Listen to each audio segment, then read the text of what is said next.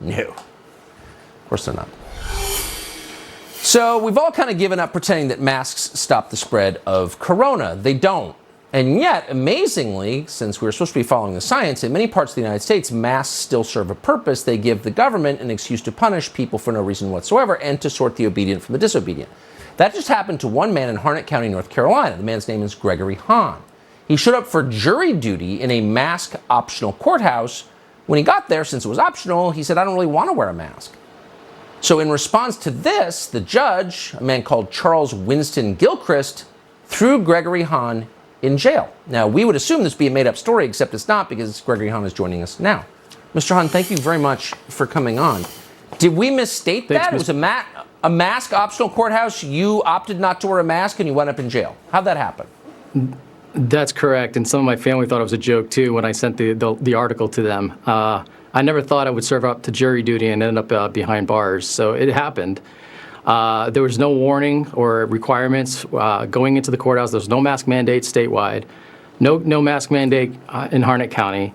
Everyone walked in. There was 98 of us, and we were all in this jury assembly room, and we were told that masks are required per the judge. Now, we were in there for about 20 to 30 minutes, shoulder to shoulder, with 3/4 of us not wearing masks. So the virus, if there was a virus out there, contaminated us anyway. So I was called, when they called roll call, I made eye contact with the clerk, and she said, I need you to just come over here for not wearing the mask. So they isolated me from the courtroom, sat there until the bailiff got me, escorted me out of the courthouse, and I said, what's going on? She goes, apparently the judge wants to talk to you. I'm like, okay. So she brings me upstairs to the courtroom where the judge was having a case, reciting a case already, doors open, motioned in. There's about 50 to 75 people in there. And I'm being told to stand before the judge. The judge then says, Mr. Hahn, I understand that you don't want to wear a mask. And I said, that's correct. And he says, well, and he says, why don't you want to wear a mask? And I said the exact same thing I just mentioned. There's no state mandate. The governor lifted it May 4th. There's no signs in the courthouse that you have to wear a mask. There's nothing. And he goes, well, it's my court, and I'm going to order you to wear a mask. And are you refusing my order? And I said, yes, sir, I am.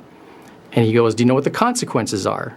I proceeded to ask the questions like, what's the consequences for not wearing a mask? And he goes, no, for contempt. I was like, no, I don't know what the punishment is. And he goes, well, $500 fine, up to 30 days in jail.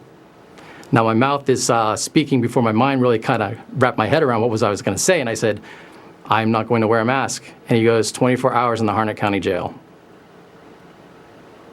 You know, you would have been better just selling fentanyl to children, because that's now allowed. Can I just I know nothing about you. We've never met. I literally know nothing about you, but I can tell just by looking at you, you're probably not a Biden voter.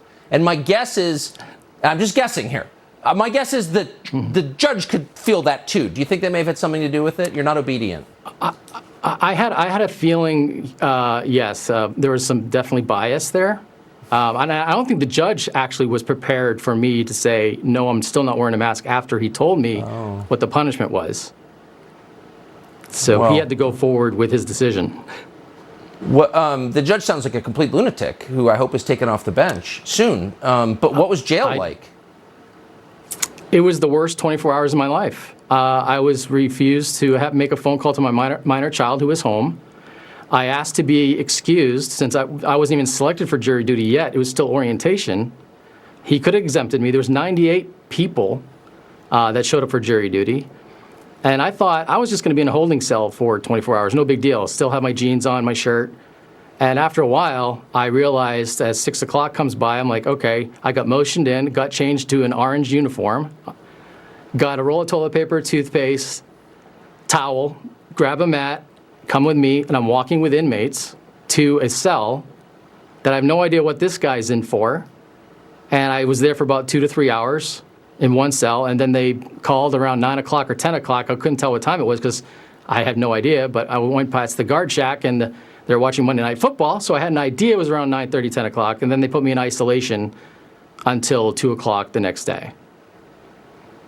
This is... And Tucker, please, go ahead. If I can say one thing, one of the scenarios that I keep thinking about that I wish would have happened, it just took one person to make a stand, and no one else joined me. I wish there was a movie scene where more than like maybe 5 people stood up and joined me. Yeah. It's hard doing the right things. And I told my kids, you know what? Always stand up for what you believe in. Don't be bullied. right. That's right. And stand up for what you believe in and be what's right. Well, no one's ever going to stand up with you the first time, and that's the point. That's why it's so important for one brave man to stand up and assert his dignity as a man and refuse to obey. And I'm grateful that you did, despite the price that you paid. Gregory Hahn, thank you, and thanks for telling us about it. Thank you very much. Appreciate it.